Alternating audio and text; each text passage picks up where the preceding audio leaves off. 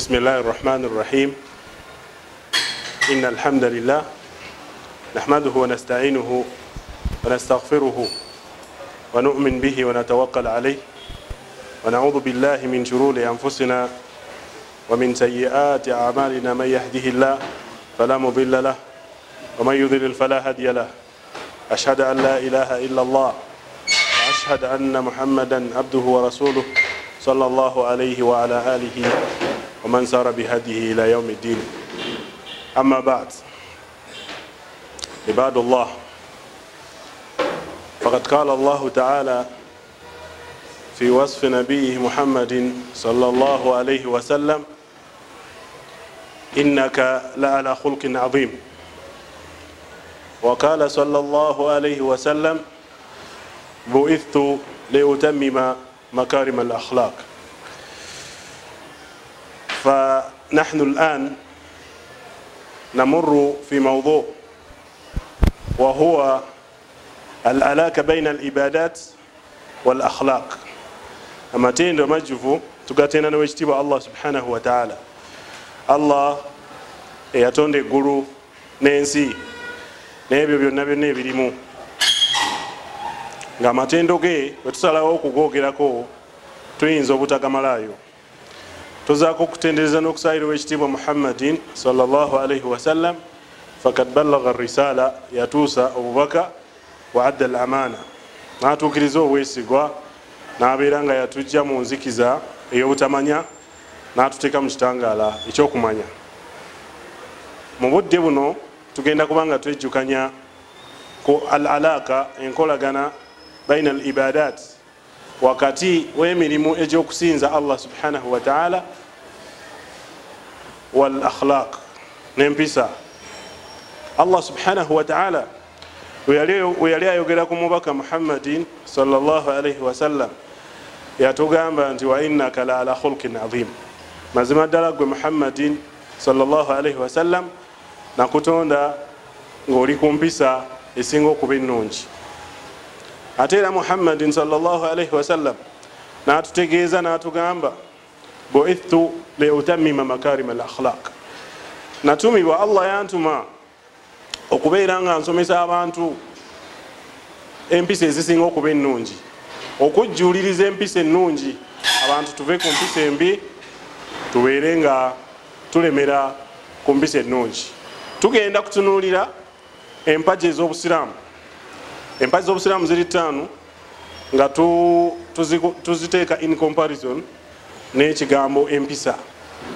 Of course empaji esooka eyo ya shahadat an la ilaha illa Allah, eyo teriimu mulimu gwonna, yakukkiriza na mutima nakwatula na lulimi. Tujja kutandikira ku mpaji ey'okubiri, iqamatu sala, ekwataganirawa n'ekigambo empisa ennungi. Owekitiibwa Muhammadin sallallahu alayhi wasallam لما ذكر له امرأة كانت تكثر الصلاة ولكنها تؤذي جارها قال هي في النار. owekitiibwa Muhammadin sallallahu alayhi wasallam basahaba bamutuukirira bamugamba nti waliwo omukyala akola emirimu emirungi mingi nnyo, nga mu mirimu emirungi gyakola mulimu okubeera ng'ayitiriza okusaala eswala ettaano ezaalagirwa, ate mwana wattu n'ayitiriza n'okuzuukuka ekiro n'okusaala eswala ez'ekiro, nga ffenna tukimanyi bulungi nti eswala esinga okuba ennungi oluvannyuma lw'eswala ettaano ye salatu layl. Omukyalo oyo yali aziyimirizaawo, maa dhalik, naye nga mu luvannyuma lw'okuyimirizaawo eswala ettaano yali ayisa bubi muliraanaawe. Ne babuuza Muhammadin sallallahu alayhi wasallam embeera y'omukyalo oyo, n'abagamba nti hiya finnar. Singa embeera ze anaaba tazikyusizza n'ayisa bulungi baliraanwawe, Allah subhanahu wa ta'ala agenda kumuteeka ki mu muliro. Ne kiba nga kitulaga nti empisa ennungi nga we yatugambye mu kusooka nti yatumibwa kujjuuliriza mpisa ennungi, kyekisumuluzo ekyomukkiriza yenna ayagala okubeera ng'akola emirimu gye Allah agikkirize, alina kutandikira ku kigambo ekiyitibwa empisa ennungi. Empaji eddakaawo ebeera ya kuwa zaka, itaau zaka, era nga tukimanyi nti Allah subhanahu wa ta'ala yatukubiriza nnyo mu kitabo ekitukuvu Quran oluvannyuma lw'eswala ng'atugamba tuwe zaka. naye mwana wattu zaka eyo omuntu atalina mpisa wagiwa ayinza okumaliriza nga tagifunyeemu. Nekibanga omuntu okufuna mu mulimu omulungi naddala ogwa zaka yandibadde nga asooka kutereeza ki mpisa ze. Kyava Allah subhanahu wa ta'ala atugamba nti ya ayuha alladhina amanu, abange mwe abakkiriza, la tubtilu sadakatukum bilmanni wal adha, temwonoona saddaaka zammwe nga muzigoberezaako empisa embi ez'okubeera nga mujolonga n'okugeya abo be muba muyambye. Okutte esente n'oziwa omuntu ng'omulaba nti ali mu bwetaavu bwa sente, ate n'omala n'ogenda ebbali n'otandika okubeera nga omugeya, namusanze ali bubi ne mujja ku kisenge. Mwana wattu Allah akugambye nti la tubtilu sadakatukum bilmanni wal adha, temwonoona saddaaka zammwe nga muzigoberezaako empisa embi ez'okubeera nga mwogerera abo be muziwadde. Osanze omunaku nga talina ngoye n'omuwa engoye n'ayambala n'anyuma, ate n'omusanga mu banne n'ogamba siba kubanze kuwa kanzu eyo, wandibadde ofaanana otya?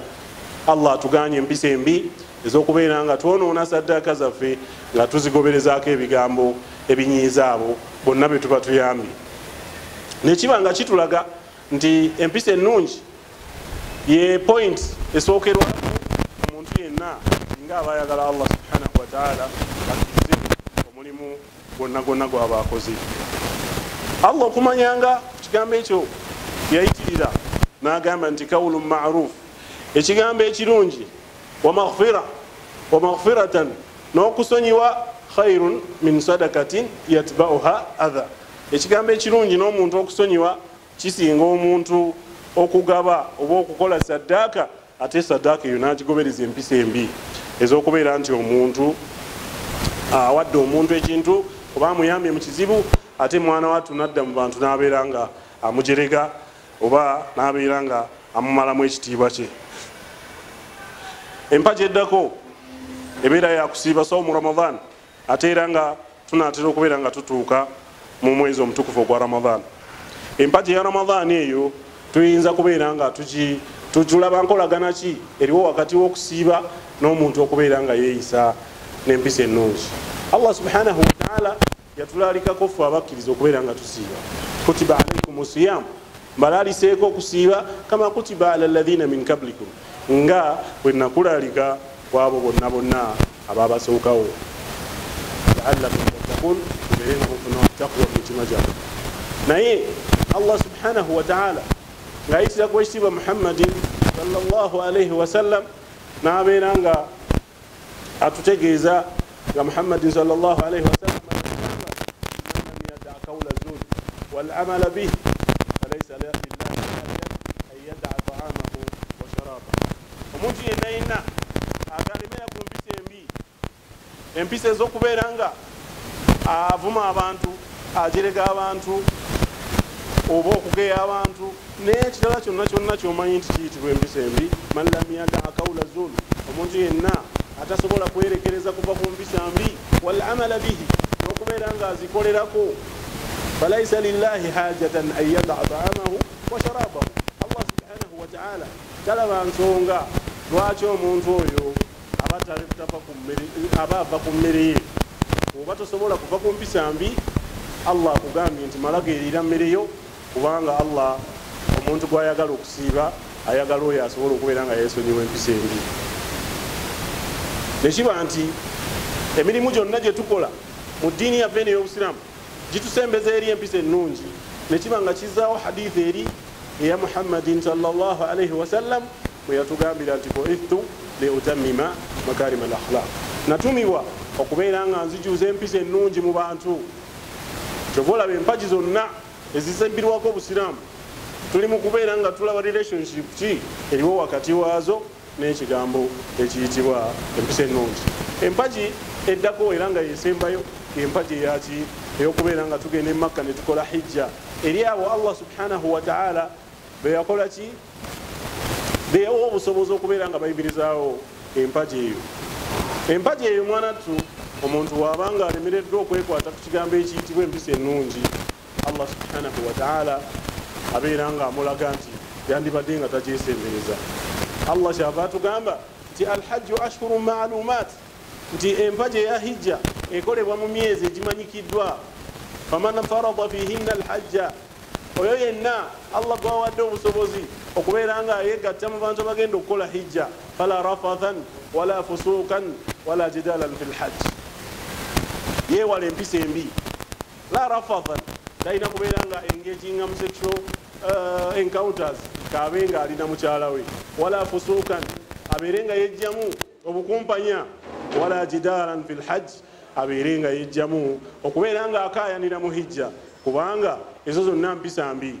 Nekiba nga kitulaga nti obusiraamu bubeera nga butuguruminga okubeera nga tweyisa bulungi mu bantu ebbanga lyonna gye tuwangalira. Kale n'olwekyo nga tuyingirira omwezi guno ogwa Ramadan oguli nti gunaatera okubeera nga gutuukawo, nkubiriza omwoyo gwange n'ejammwe mwenna baganda bange ne bannyinaze, tubeere nga tuyitiza okubeera nga tutereza empisa zaffe nga Oweekitiibwa Muhammadin sallallahu alaihi wasallam bw'atugambye nti yatumibwa okubeera nga ajuliriza empisa ennungi. Tutunulidde relationship oba enkolagana eriwo baina al ibadat, wakati w'emirimu egy'okusinza Allah subhanahu wa ta'ala wal akhlaq n'empisa, ne tulaba nti Allah subhanahu wa ta'ala lubeerera amateeka gonna ge yatussaako, atwagala kubeera nga tuwangaala nga tuli abantu ab'empisa ennungi.